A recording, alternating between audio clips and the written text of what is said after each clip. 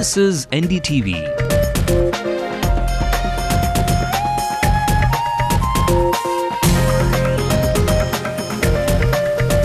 And you're watching NDTV Hindu.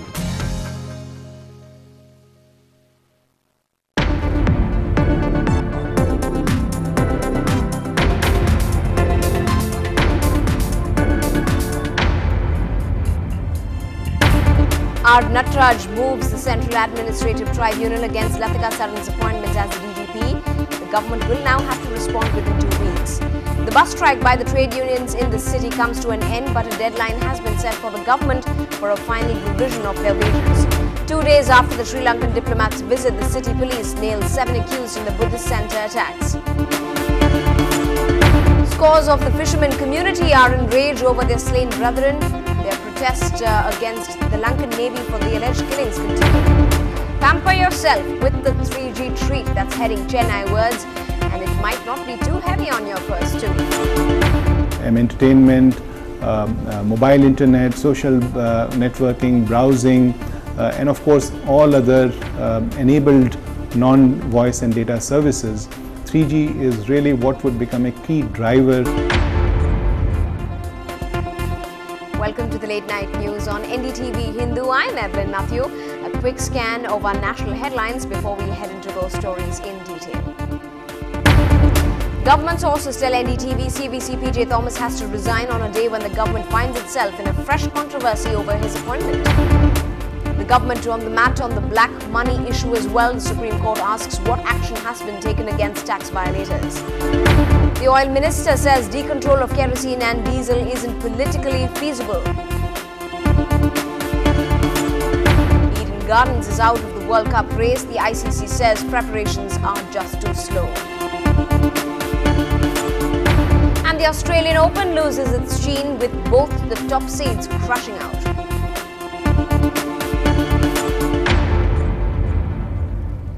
Top cop R. Nataraj has once again moved the issue of the appointment of the DGP. This time he has filed a complaint with the Central Administrative Tribunal against the appointment order of Latika Saran as the DGP.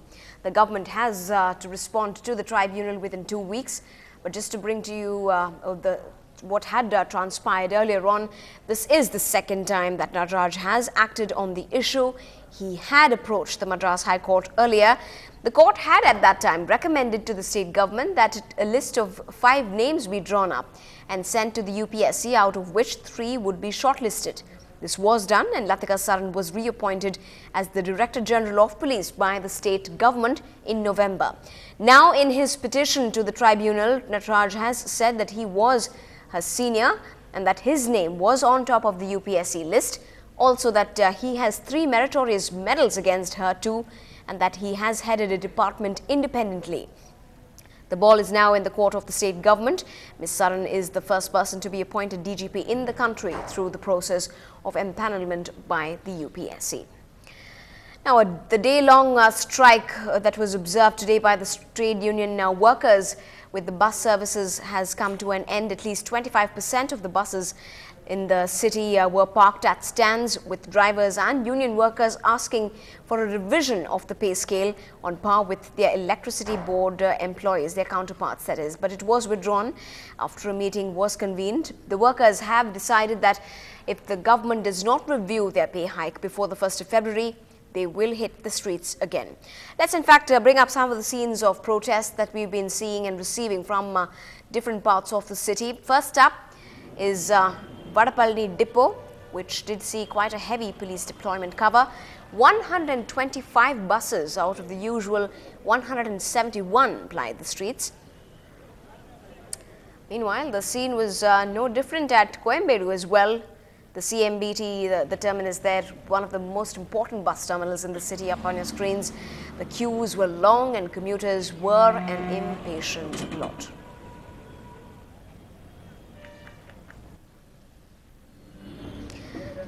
Then up on your screens is the Annanagar bus stand too, which wore a rather empty look with a few buses plying. Several protesters said that they were being cheated and that their dues were not given to them. Well, the Commissioner of Police Greater Chennai, T. Rajendran, spoke to us and told us that strict action will be taken against those who plan to protest in violent ways. There was absolutely no impact. It was normal, except for some stray cases of stone pelting, which was swiftly brought under control. And we'll be arresting the culprits also very shortly. They'll be dealt with according to law. We'll register cases, and under the PPD Act, we'll be arresting them. See, even early morning, much before dawn, there were some demonstrations in front of certain depots, but they were handled very tactfully, and there was no untoward incident. And there were certain other areas where we thought there might be some problems. That is why we had to deploy heavy police bandobast, and fortunately there was no incident or any problem there. In other news, the men who vandalized the Buddhist center in the city 3 nights back have been hunted down by the city police. These men from the Periyar Dravida Kazhagam were identified from the CCTV footage recorded at that Buddhist center. Police added that all the accused have confessed to have committed the crime. In the attacks, 4 monks were injured and the center was damaged. This was, remember, just a few hundred meters away from the police commissioner's office in Egmore area. The Sri Lankan High Commissioner also flew down to the city from the capital post these attacks to visit the injured Buddhist monks at the Mahabodhi Society. They were produced at the Chief Metropolitan Magistrate's Court in Egmore, and the accused have now been lodged at the Pural prison. Now, this was in fact triggered in retaliation to the 2 slain Indian fishermen allegedly by the Sri Lankan Navy, but the cries have now only gotten louder. After a show of sympathy by the AIA-DMK Supremo Ms. J.J. Lalitha at Nagapattinam district yesterday, protests are now taking place across different districts like Tanjavur, Pudukottai and Nagapattinam. In Vedaranyam, in fact, over 400 fishermen protested for about 2 hours. Back here in the city as well, 50 fishermen took to the streets in front of the All India Radio office, voicing their anger and rage over the issue.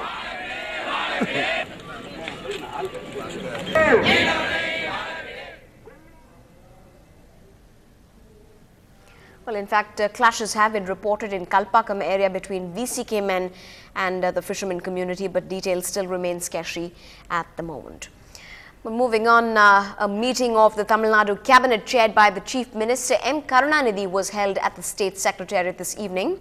It was attended by the Finance Minister, the Deputy Chief Minister and other cabinet members, and went on for almost an hour. Sources say that the do's and the don'ts for the budget that's coming up ahead and to be presented on the 4th of February were among the issues that were brainstormed at that meet.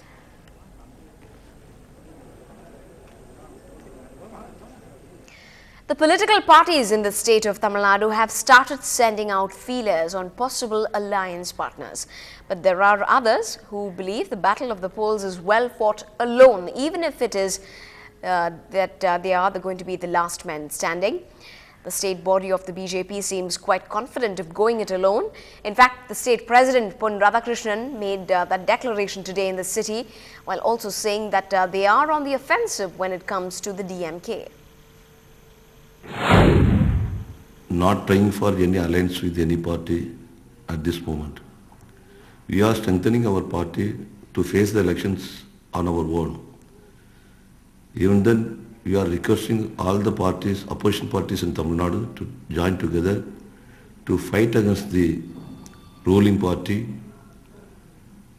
for the sake of the Tamil community in Tamil Nadu. The State Congress mourned the loss of one of their legislators today. Party legislator Polur Varadhan, who was battling a liver ailment for a while now, passed away this morning in the city. The legislator, who was representing the Chengam constituency in Thiruvannamalai district, had retained the post for 2 consecutive terms since 2001. A large number of Congress party members and the Deputy Chief Minister M.K. Stalin, along with his father, Karunanidhi, paid their tributes today. The 59-year-old legislator is survived by his wife and a son. This is the late night news on NDTV Hindu. Up ahead, make way for the Lord of the Waves to hit you. The magical click of a button unleashes in Chennai starting today.